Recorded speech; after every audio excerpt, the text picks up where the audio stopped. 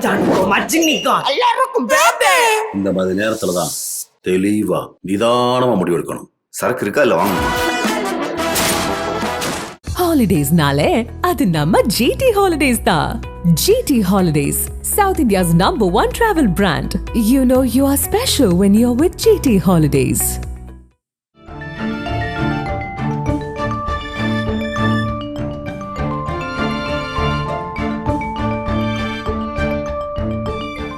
உங்கள் ஜீரண கோளாறுகளுக்கும் வயிற்றெரிச்சலுக்கும் சரியான ஒரு தீர்வு.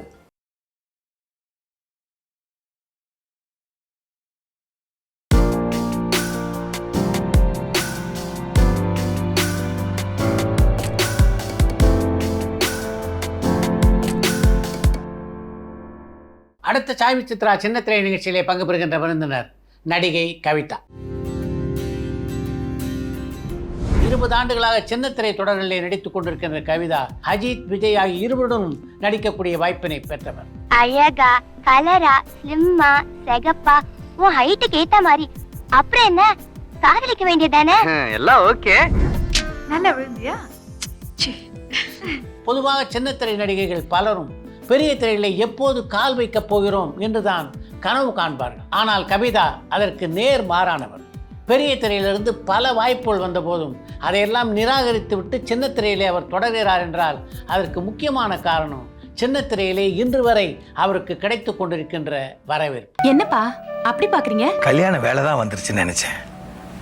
உனக்கு கல்யாண கலையும் வந்துருச்சுமா. என்னப்பா சொல்றீங்க? கதாநாயகி, வில்லி, கதாநாயகியின் தாய் என்று பல பரிமாணங்களிலே தன்னுடைய நடிப்பை இன்று வரையிலே வெளிப்படுத்திக் கொண்டிருக்கின்ற கவிதா சின்னத்திரையிலே தான் பெற்ற அனுபவங்கள் பலவற்றை இந்த நேர்காணலிலே பகிர்ந்து கொண்டிருக்கிறார்.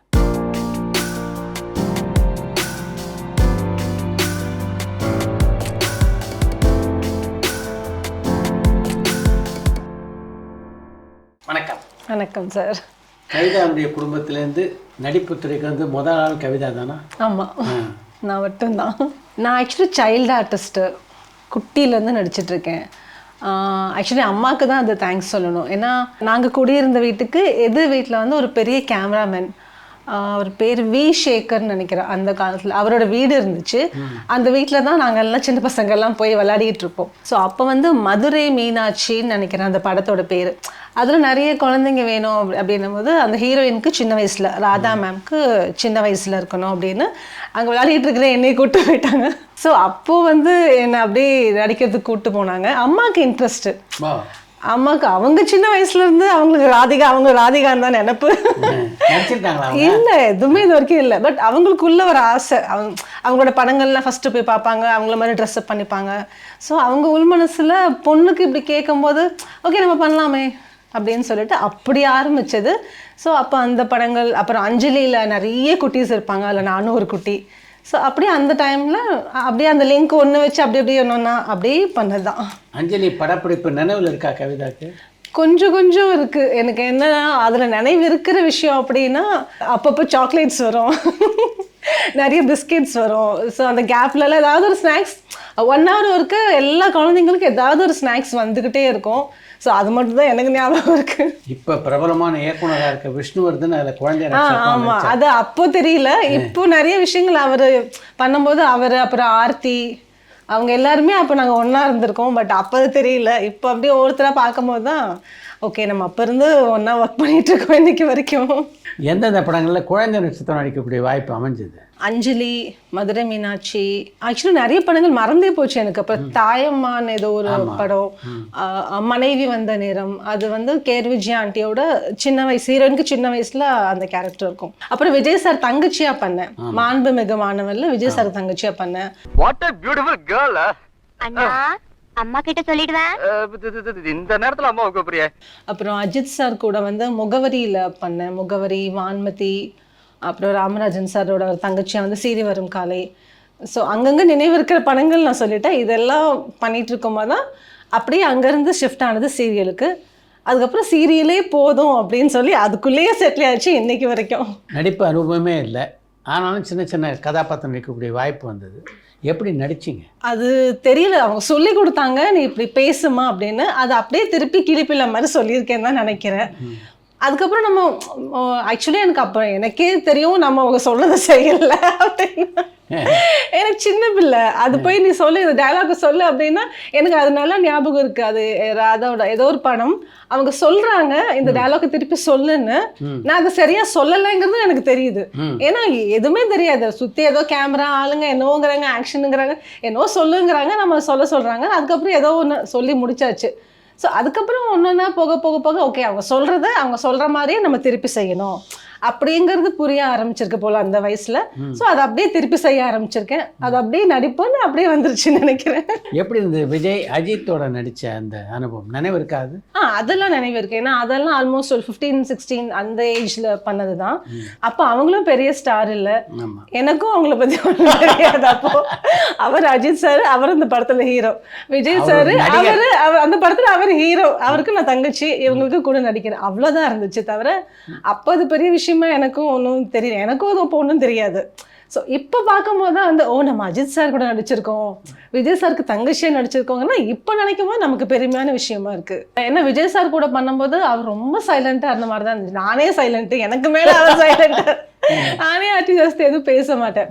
அவர் பாட்டுக்கு ஒரு ஓரமா ஷார்ட் முடிஞ்சோடனே புக்கை வச்சுட்டு ஏதோ படிச்சுட்டு இருப்பாரு. ஷார்ட் அடினா வருவாங்க, வந்தோடனே அண்ணன் தங்கச்சி அந்த அஃபெக்ஷன் அதெல்லாம் நடிக்கும் போது இருக்கும்.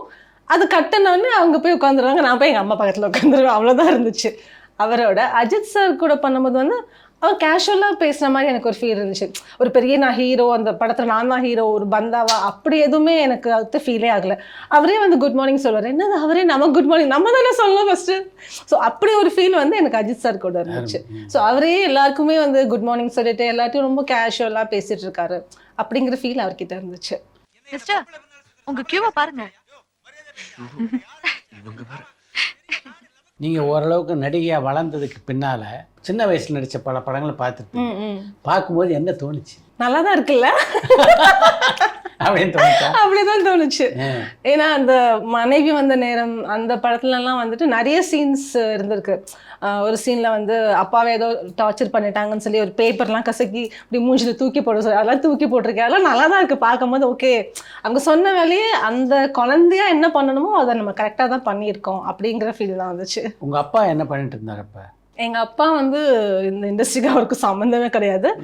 சில்வர் பிஸ்னஸ் தான் பேசிக்காக எங்கள் ஃபேமிலியில் பிஸ்னஸ். வெள்ளி கொலுசு செய்வாங்கல்ல, அதுதான் அவங்களோட பிஸ்னஸ், அதை தான் பண்ணிட்டு இருந்தாங்க. உங்கள் அப்பாவும் அம்மாவும் நீங்கள் நடித்த படங்கள் எல்லாம் பார்த்துட்டு என்ன சொல்லியிருக்காங்க அப்பா? எனக்கு அப்பெல்லாம் என்ன சொன்னாங்க நினைவில்லை. ஆனால் எங்கள் அம்மா வந்து இன்னும் பெட்டராக பண்ணிக்கலாம் தான் இன்னைக்கு வரைக்கும் சொல்லிட்டு இருக்காங்க. அப்பா எதுவுமே சொன்னதில்லை. அப்பா பேசிக்காக நான் சைலண்ட்டுங்கிற மாதிரி எங்கள் அப்பாவும் சைலண்ட்டு தான் நினைக்கிறேன். பெருசாக பாராட்டியோ அப்படிலாம் பேசி எதுவுமே நான் ஃபீல் பண்ணதில்லை.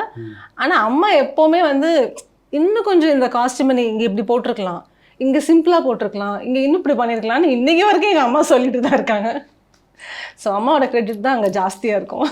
எந்த காலகட்டத்தில் சின்னத்திரை நடிக்கக்கூடிய வாய்ப்பு அமைஞ்சது? நிம்மதி உங்கள் சாய்ஸ். நிம்மதி உங்கள் சாய்ஸ் எஸ்பிஎம் அங்கிளோட டைரக்ஷனில் நானும் விஜய் அதிராஜும் பேரா பண்ண ஆரம்பித்தோம். அது ஆல்மோஸ்ட் ஒரு 98, 99 அந்த பீரியட் இருக்கும்னு நினைக்கிறேன் நான். ஏவிஎம் ப்ரொடக்ஷனில் அது உள்ளே வந்து நிம்மதி உங்கள் சாய்ஸ் பண்ண ஆரம்பித்தேன். ஏவிஎம்ல தான் மேக்ஸிமம் ஷூட்டிங்கு. ஸோ அது ஒரு ஃபியூ எபிசோட்ஸ் தான், ஒரு 26 or 28 எபிசோட்ஸ் மாதிரி தான் அது. ஸோ அது பண்ணி முடிச்சதுக்கப்புறம் அப்புறம் ஏவிஎம்லேயே அடுத்து ஒரு பெண்ணின் கதை, அடுத்து வந்து பானுப்பிரியா மேம் சக்தி ஷூட்டிங்கும் அங்கே தான் போச்சு.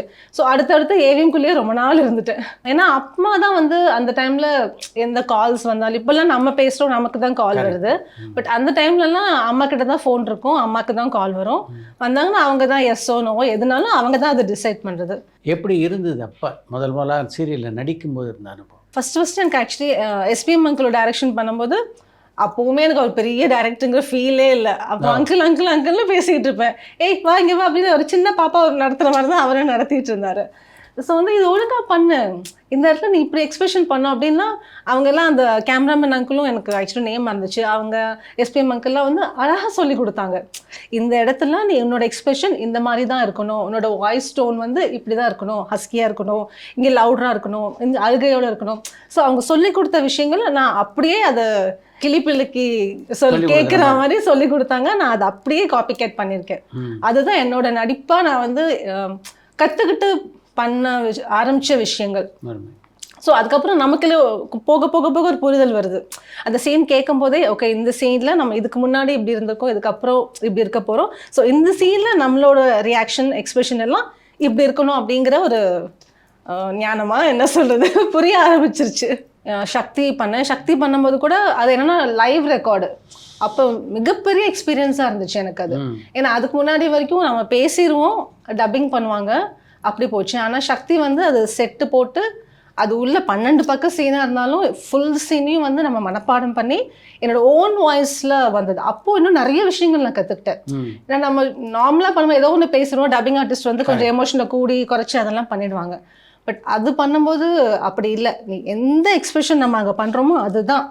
ஸோ அதுதான் எனக்கு வந்து மிகப்பெரிய எக்ஸ்பீரியன்ஸாகவும் நிறைய விஷயங்களை தெரிஞ்சுக்கிறதுக்கும் ரொம்ப ஹெல்ப் பண்ணது அந்த சீரியல். ஸோ அதுக்கப்புறமே நமக்கு ஒரு நல்ல புரிதல் வந்துருச்சு. ஸோ டோன்லேருந்து நம்ம வந்து எப்படி ஏற்றணும், எங்கே இறக்கி பேசணும், எந்த டோனில் பேசணும், ஸோ இந்த விஷயங்கள்லாம் அதுக்கப்புறமே வந்து எனக்கு ஓரளவுக்கு ஆரம்பிச்சிச்சு. ஸோ நெக்ஸ்ட்டு அடுத்தடுத்து நம்ம ஒரு சீரியலாக பண்ண அது எப்போ நம்ம எக்ஸ்பீரியன்ஸ் ஆகிறோம்னு தெரியாமலே அது உள்ளே வந்துருச்சு, ஆரம்பிச்சிருச்சு. எந்த கதாபாத்திரத்தை பண்ணும்போது உங்களுக்கு வந்து சவாலாக இருந்தது? ஆனந்தம் வந்து எனக்கு மிகப்பெரிய நல்ல ஒரு பேர் கொடுத்தது மட்டுமே இல்லாமல் அந்த கேரக்டர் வந்து உண்மையாகவே நான் ஆக்சுவலி ஃபர்ஸ்ட் டே ஷூட் பண்ணப்போ அந்த கேரக்டர் நான் நடிக்கவே மாட்டேன் அப்படின்ட்டு. ஏன்னா அந்த கேரக்டர் வந்து செகண்ட் ஒய்ஃபு, ஆனால் நீங்கள் தாலியே கட்டாமல் தான் அவர் கூட வாழ்ந்துட்டு இருப்பீங்க இப்படிலாம் சொன்னோடனே அப்போ தான் சின்ன பொண்ணு என்னது வந்தவொடனே இப்படி ஒரு கேரக்டர் கொடுக்குறீங்க, எனக்கு இப்போ தான் ஆரம்பித்து ஸ்டார்ட் பண்ணி போயிட்டு ஹீரோயினாக நடிச்சுட்டு அடுத்து ஒரு இம்பார்ட்டண்ட்டான ஒரு கேரக்டர் வர இப்படி சொல்கிறீங்க, இது எப்படி தப்பாக போய்டும், எல்லா அப்புறம் தப்பாக பேசுவாங்க அப்படிலாம் பண்ணி ஃபர்ஸ்ட் டே வந்து வெற்றிமாறன் சார் தான் அன்றைக்கி வேற இருந்தார். மாட்டேன் அப்படின்லாம் சொல்லி அப்புறம் நான் உட்கார வச்சு கன்வின்ஸ் பண்ணி இல்லை அப்படி தப்பாக போகாது, இந்த கேரக்டர் ரொம்ப ரொம்ப பாசிட்டிவாக தான் இது போகும் அப்படின்லாம் எனக்கு பண்ண வச்சு புரிய வச்சு அதுக்கப்புறம் நான் பண்ண ஆரம்பித்தேன். எனக்கு அதில் வந்து ஒரு சீனுமே சூப்பர் சீனாக இருக்கும். ஸோ அது எல்லாமே எனக்கு ரொம்ப சவாலாகவே இருந்துச்சு. அந்த கேரக்டர் வந்து தப்பாகவும் போயிடக்கூடாது, கரெக்டாகவும் இருக்கணும் அப்படின்ற ஒரு பேலன்ஸ்டான ஒரு இதில் நான் பண்ண விஷயம்னா அந்த சீரியலில். நடிக்கும்போது கவிதாவுக்கு முதல்ல மன நிறைவு அப்படின்றது எப்போ வந்தது? அப்பா நம்ம நல்லா நடிக்க ஆரம்பிச்சிருக்கோம் அப்படின்ட்டு. நல்லா நடிக்க ஆரம்பிச்சிருக்கோம்னா அது ஆனந்தம்லேருந்தே வந்துருச்சு. ஆமாம், ஆனந்தம். ஏன்னா அதுக்கு முன்னாடி வரைக்கும் நம்ம கரெக்டாக பண்ணுறோமா இல்லையா நமக்கும் தெரியல அப்படி இருக்குன்னா, ஆனால் ஆனந்தம் பண்ண ஆரம்பிச்சதுக்கப்புறமா ஆடியன்ஸோட ரெஸ்பான்ஸ் நம்ம வெளியில் போகும்போது வரும்போதெல்லாம் ரோஹிணின்னா என்னோட பேரே ரோஹிணி ஆயிடுச்சு. கொஞ்ச நாள் வரைக்குமே என் பேர் கவிதான்னு யாருக்குமே தெரியாது, எங்கே போனாலும் ரோஹிணின்னுவாங்க.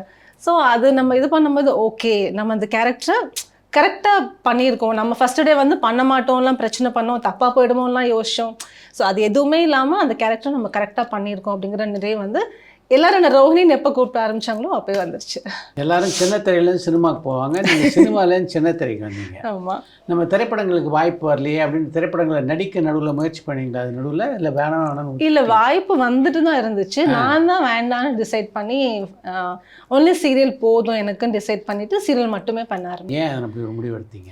ஏன் அப்படின்னா எனக்கு படத்தில் வந்து ஒரு இதுக்கப்புறம் ஒரு இம்பார்ட்டன்ஸே நமக்கு இல்லையோ நம்ம கேரக்டருக்கு, அந்த மாதிரி கேரக்டர் எனக்கு அமையாமல் கூட இருந்திருக்கலாம். ஸோ அது இல்லைன்னும் போது நம்ம ஏன் அங்கே போகணும், இங்கே நல்லா இருக்குது சீரியலில், எனக்குன்னு ஒரு கேரக்டர் இருக்குது, எனக்குன்னு ஒரு இம்பார்ட்டன்ஸ் இருக்குது, எனக்குன்னு ஒரு பேர் இருக்குது, இதை நம்ம தக்க வச்சுக்கலாம். திருப்பியும் அங்கேயும் இங்கேன்னு 2 பக்கம் 2 காலம் வைக்கிறதுக்கு ஒரே இடமா இருந்து அது அப்படியே கேரி ஃபார்வர்ட் பண்ணலான்னு சொல்லி வேண்டாம் படம்னு சொல்லி டிசைட் பண்ணி சீரியல்லே இருந்துச்சு. எனக்கு இப்போவுமே எனக்கு சீரியலில் நான் ஹாப்பி தான் சார். எனக்கு என்னன்னு தெரில, படத்தில் போய் பண்ணணுங்கிற அந்த ஒரு ஆசையே வரல. ஒரு ஸ்டேஜுக்கு அப்புறம் அது வேணாம், அது நான் பேசிக்காக அப்படி தான் டிசைட் பண்ணுற வரைக்கும் இப்படியே இருக்கும். ஒன்ஸ் இது நமக்கு ஓகே அப்படின்னு நம்ம டிசைட் பண்ணிட்டோம்னா அதுக்கப்புறம் நான் வர மாட்டேன், ஃபிக்ஸ் ஆகிடுவேன் அதில், எனக்கு இது போதும் அப்படின்னு டிசைட் பண்ணிட்டேன். ஸோ அதனால் எனக்கு அது ஒரு ஆஸ்லேஷனே அதுக்கப்புறம் வரவே இல்லை. இப்போ கூட ஏதாச்சும் பண்ணுறீங்களான்னு கேட்டேன், இல்லை சார் எனக்கு இன்ட்ரெஸ்ட் இல்லை, நான் சீரியல் நல்லா பண்ணிகிட்ருக்கேன், நல்லா போயிட்டுருக்கு லைஃப், இதே எனக்கு போதும் அப்படி தான் சொல்லிகிட்ருக்கேன். இந்த சின்ன திரை கவிதாவுக்கு பெற்று தந்தது அப்படின்னு எதையெல்லாம் சொல்லலாம்? எல்லாமே அதை தான் கொடுத்துருக்கேன் சொல்லலாம். எல்லாமே அதுதான் கொடுத்துருக்கு. பேர், பணம், புகழ், இன்னைக்கு நான் என்னோட லைஃப் ஸ்டைல் எல்லாமே எனக்கு சின்ன திரையை தான் கொடுத்தது. அதுன்னு எதுவுமே சொல்ல முடியாது. எந்த துறையிலையும் பார்த்தீங்கன்னா பொதுவாக பிரச்சனைகள் இல்லாத துறையே இல்லை. இதில் நீங்கள் ஃபேஸ் பண்ண பிரச்சனைகள் இன்னி வரைக்கும் உங்களுக்கு ஒருத்தலாக இருக்க பிரச்சனைகள் அப்படின்னு எதை சொல்லலாம்? ஆனால் எனக்கு இது வரைக்கும் அந்த மாதிரி நான் எந்த பிரச்சனையுமே நான் நேரடியாக ஃபேஸ் பண்ணதே கிடையவே கிடையாது. நம்ம பாட்டுக்கு புக் பண்ணுறாங்க இந்த கேரக்டர்னு சொல்கிறோம், ஷூட் போகிறோம், வீட்டுக்கு வரோம், ஷூட் போகிறோம், வீட்டுக்கு வரோம். அப்படி தான் எனக்கு இன்றைக்கி வரைக்கும் போயிட்டுருக்கு. பிரச்சனைன்னு நான் எதுவுமே இது வரைக்கும் எனக்கு நான் ஃபீல் பண்ணதே இல்லை சீரியலில். இதுதான் நம்மளோட லைஃப் ஸ்டைல், இதுதான் நம்மளோட வாழ்க்கைன்னு நம்ம முடிவெடுத்து ஒரு விஷயம் பண்ண ஆரம்பிச்சிட்டோம். ஸோ அதுக்கப்புறம் எனக்கு எதுவுமே பிரச்சனை இல்லை. ஒர்க் பண்ணுறோம், போகிறோம், வரோம். ஒரு ஆஃபீஸ் போகிற மாதிரி தான் எனக்கு ஒரு ஃபீல். காலையில் நம்ம ரெடி ஆகிட்டு போகிறோம், சொல்கிற வேலையை செய்கிறோம், நடிக்கிறோம், முடிஞ்சிச்சா வீட்டுக்கு வந்துடுறோம். ஸோ அவ்வளோதான். ஒரு கதாபாத்திரத்தை நடிக்க அழைப்பு வரும்போது எதை பேஸ் பண்ணி அதை அந்த சீரியல் நடிக்க ஒத்துக்குவீங்க? என்னோட கதாபாத்திரம் எப்படி இருக்கும், அந்த கதையில் மெயின் இம்பார்ட்டன்ஸ் இருக்குமா, இல்லை ஏதோ ஒரு இடத்துல ஒரு என்னைக்காவது ஒரு நாள் வர்ற மாதிரி இல்லாமல் த்ரூ அவுட்டாக அந்த கதையோடு நம்ம இருக்கணும். அதுதான் நான் பார்க்குற ஃபஸ்ட்டு நான் பார்க்குற விஷயம் அதுதான். ஸோ அது ஓகே, நீங்கள் த்ரூ அவுட்டாக இருப்பீங்க அப்படின்னா எனக்கு அந்த கேரக்டர் ஓகே அப்படின்னா. இப்போ நான் வந்து ரொம்ப நாளாக வந்து ஒன்லி பாசிட்டிவ் தான் பண்ணிகிட்டு இருந்தேன். இப்போது ரீசெண்டாக தான் அங்கங்கே ஒன்று நெகட்டிவ் பண்ணிகிட்ருக்கேன். எனக்கு நெகட்டிவ் பண்ணணுன்னு ரொம்ப நாளாக ஆசை வேறு. ஸோ அது ஹாப்பிலே இப்போ ஒரு ப்ராஜெக்ட் பண்ணி முடிச்சிட்டேன். 750 எபிசோட் வரைக்கும் பண்ணியாச்சு. ஸோ ஹாப்பியில் அது முடிஞ்சது. ஸோ இப்போ நான் நெகட்டிவ்னாலும் எனக்கு ஓகே, பாசிட்டிவ்னாலும் ஓகே. ஆனால் அந்த கேரக்டருக்கு எனக்குன்னு ஒரு இம்பார்ட்டன்ஸ் எனக்கு இருக்கணும். சும்மா ஏனோ தானோன்னு வந்து 10 பேர் நிற்கிறாங்க, நானும் நிற்கிறேன், அந்த மாதிரி இருக்கிறதுல எனக்கு இஷ்டம் இல்லை. நமக்கு ஒரு இம்பார்ட்டன்ஸோடு இருந்துச்சுன்னா எனக்கு ஓகே. நீங்கள் நடித்த வில்லி கதாபாத்திரத்தில் உங்களுக்கு ரொம்ப பிடிச்சது அப்படின்னு எதை சொல்லலாம்? அதான் சார் இப்போ பண்ணேன்னு சொல்லுவேன், கண்ணெதிரே தோன்றினாள், கலைஞர் டிவியில் வந்துச்சு. அது இந்துமதி அந்த கேரக்டரோட பேர். நான் அது வந்து இந்துமதியாகவே வாழ்ந்தேன்னே சொல்லலாம். அந்த சீரியல் முடியும் போது என்கிட்ட எல்லாருமே சொன்ன விஷயம், யாரும் மிஸ் பண்ணுறேன்னே இல்லையோ, நான் இந்துமதியை ரொம்ப மிஸ் பண்ணுவேன் அப்படி தான் சொல்லிட்டு வந்தேன். இந்த மொத்த ருத்ரா சாம்ராஜ்யத்தையும் நான் ஆளணும்னு நினைச்சேன். ருத்ரா இருக்கிற வரைக்கும் அது முடியாதுன்னு எனக்கு நல்லாவே தெரியும். அது ரொம்ப பிடிச்சி பண்ண எதனால அந்த கேரக்டர் அவ்வளோ பிடிச்சி? நெகட்டிவ். ஏன்னா எனக்கு ரொம்ப நாளாக நானே அழுதுகிட்டு இருக்கேன் எல்லா சீரியலையும், எல்லா நாள்லையும். எத்தனை வருஷமா, ஒரு 20-25 வருஷமா நான் அழுதுட்டு இருக்கேன். நான் எப்போ இன்னொருத்தர் அழ வைக்கிறது சீரியல்ல அப்படிங்கிற ஒரு இது இருந்துகிட்டே இருந்துச்சு. ஸோ எனக்கு எப்படி வந்து என்ன அவங்க வந்து ஃபர்ஸ்ட் ஆக்சுவலி எனக்கு சர்ப்ரைஸாக இருந்துச்சு. என்னையவா நெகட்டிவ் கேட்குறீங்க, என்ன யாருமே நெகட்டிவாக யோசிக்கவே மாட்டேங்களே, பாசிட்டிவ் பாசிட்டிவ் பாசிட்டிவ் தானே சொல்வீங்க எல்லாருமே என் மூஞ்சியை பார்த்துட்டு அப்படின்னு. அவங்க நான் கேட்டாங்க, எனக்கு கேட்டதில் பயங்கர சந்தோஷம். நான் இமீடியட்டாக ஒத்துக்கிட்டேன். நான் எந்த ஷூட்டுமே அவுட்டோர்னா ஒத்துக்கவே மாட்டேன். இந்த ஷூட் அவுட்டோர் தான், அதையும் ஒத்துக்கிட்டு நான் போனேன். ஏன்னா அந்த நெகட்டிவ் கேரக்டர், அந்த கேரக்டர் மெயின் வில்லி, இம்பார்ட்டன்ஸ் அவ்வளோ இருக்குது. அந்த கேரக்டர் தான் ஃபுல்லாக ட்ராவல் ஆகுது. மெயினாக இன்னொருத்தரை அழ வைக்கலாம், அது ஒரு ஹாப்பினஸ், அது ஒரு தப்பா இல்லை, அது ஒரு ஆசை எனக்கு நெகட்டிவ் பண்ணணும் அப்படின்னு சொல்லிட்டு. ஸோ அந்த கேரக்டர் நான் அவ்வளோ ரசித்து பண்ணேன். நெகட்டிவ் யாரெல்லாம் வந்து நீங்கள் பாசிட்டிவ்க்கு மட்டும்தான் நீங்கள் சூட் ஆவீங்க, நெகட்டிவ் உங்களுக்கு பண்ண முடியாதுன்னா அவங்க எல்லாருமே வந்துட்டு ஃபர்ஸ்ட் ஸ்டார்டிங்கில் வந்து நீங்கள் ஏன் அது பண்ணீங்க, நீங்கள் ஏன் அது பண்ணீங்கன்னு கேட்டவங்க எல்லாருமே வந்து அது கேரக்டர் சூப்பராக இருந்துச்சு, நெகட்டிவ் அப்படி பண்ணியிருந்தீங்கன்னு சொல்கிற அளவுக்கு அது ஒரு ஸ்டேஜுக்கு அப்புறம் மாறி எல்லாரும் ஒத்துக்கிட்டாங்க. எனக்கு பயங்கர ஹாப்பி. அது எதுக்கு பண்ணீங்க நீங்கள், ஏன் ஏதோ ஒரு ஷாப்பிங் ஏதோ போயிருந்தேன், நீங்கள் நல்லா தானே நடிச்சிட்டு இருந்தீங்க, ஏன் இப்போ நடிக்கிறீங்க, இது நல்லா இல்லை, எங்களுக்கு பிடிக்கல அப்படிலாம். இதே தான் நாங்கள் சொன்னேன், எங்க நானே அழுதுட்டு இருக்க முடியுமா, கொஞ்ச நாள் யாராவது அழ வைக்கிறேன், அதே ரசித்து பாருங்க அப்படி தான் சொல்லிட்டு இருந்தேன் அவங்ககிட்டையும். ஸோ ஒன்ஸ் வந்து அதுக்கப்புறம் எல்லாருமே வந்து ரசிகர்கள் நம்ம கமெண்ட்ஸ் வரும்போதே வந்துட்டு சூப்பராக இருக்குது, நல்லா பண்ணியிருக்கீங்க, அந்த கேரக்டருக்கு என்ன தேணுமோ அது இருந்துச்சாங்க அப்படின்னு பாராட்டவும் ஆரம்பித்தாங்க. ஸோ ரொம்ப சந்தோஷம் அதில் எனக்கு. ஒரு நடிகை அப்படின்ற முறையில் இந்த தொலைக்காட்சி தொடர்கள் ரசிகர் மத்தியில் எப்படிப்பட்ட வரவேற்பை உங்களுக்கு எல்லாம் பெற்றுத்தருது அப்படின்னு நீங்கள் நினைக்கிறீங்க? எங்களுக்கு வந்து ஃபேமு, மணி எல்லாமே வந்து அந்த சீரியலில் நடித்ததுனால எங்களுக்கு வர்றது தான். ஸோ நாங்கள் எங்கே போனாலும் வந்து எங்களை வந்து உடனே பார்த்து அந்த கேரக்டர் பேராக கூப்பிடுறது. ஸோ இந்த விஷயங்கள் எல்லாமே வந்து இன்னும் அவங்க வீட்டுக்குள்ளேயே நாங்கள் போயிடுறோம், டெய்லி எங்களை பார்த்துட்டு இருக்காங்க. ஸோ அவங்க வீட்டு பொண்ணு மாதிரியே நாங்களுமே ஆயிடுறோம். பாசிட்டிவ் பண்ணால் அந்த வீட்டு பொண்ணு, நெகட்டிவ் பண்ணால் அந்த வீட்டோட இனிமே யாராச்சும் இருந்தாங்கன்னா அந்த பொண்ணு. ஸோ அந்த மாதிரி தான் நாங்கள் வந்து அந்த வீட்டுக்குள்ளே போயிடுறோம். ஸோ அது எங்களுக்கு ஹாப்பியான ஒரு விஷயந்தான். நீங்கள் இத்தனை ஆண்டு காலம் நீடிச்சிருக்கிறதுக்கு என்ன முக்கிய காரணம்? தான் உண்டு தான் வேலை உண்டுன்னு இருக்கேன் நான். ஸோ அதுதான் ஃபஸ்ட்டு நான் நினைக்கிறேன். இப்போது கவிதா இவங்களை புக் பண்ணால், சின்னத்திரையில் பொதுவாக நடிகைகளுக்கு மிகப்பெரிய மன அழுத்தம் இருக்கிறதா வந்து பல பேர் பேட்டிகளில் சொல்கிறாங்க. மன அழுத்தம் எனக்கு இருந்ததே இல்லை. ஆனால் அது ஏன் அவங்களுக்கு அப்படி, அவங்க பர்சனலாக நிறைய விஷயங்கள் போட்டு மனசில் அழுத்திக்கிட்டு ஏதாவது இருக்கிறதுனால இங்கே வந்து ஒர்க் பண்ணும்போது அவங்களுக்கு ஒரு மன அழுத்தம் இருக்குதுன்னு ஃபீல் ஆகலாம். சம்டைம்ஸ் நமக்கு நம்ம பாடியே நம்ம ஆல்ரெடி டயர்டாக இருப்போம், அன்றைக்கின்னு பார்த்து நமக்கு நிறைய ஒர்க் இருக்கும். இன்றைக்கி பெரிய திரையிலேருந்து பல நட்சத்திரங்களை சின்ன திரை கொண்டு வராங்க. சின்ன திரையை பொறுத்த வரைக்கும் பெரிய நட்சத்திரங்கள் தேவையில்லை, கதை இருந்தால் ஜெயிக்கும் அப்படின்னு ஒரு கருத்து. ஆமாம் சார். நீங்கள் எந்த பக்கம் நிற்கிறீங்க? நானும் அதே பக்கம் தான். கதை இருந்துச்சுன்னா அந்த இது ஜெயிச்சிரும். பெரிய ஆர்டிஸ்ட் பண்ணுறாங்க அப்படின்னு அப்படி ஆரம்பிப்பாங்க. அந்த பெரிய ஆர்டிஸ்ட் சீரியல் பண்ணுறாங்க அப்படின்னு ஆரம்பிப்பாங்க மக்கள் ஸ்டார்டிங்கில் பார்க்குறதுக்கு. ஆனால் அது பரபரப்பான சினிமா செய்திகள், நட்சத்திரங்களின் பேட்டிகள், சினிமா வரலாறு ஆகியவற்றை பார்க்கவும் படிக்கவும் உங்களுக்கான இணையதளம் tourandtalkies.co.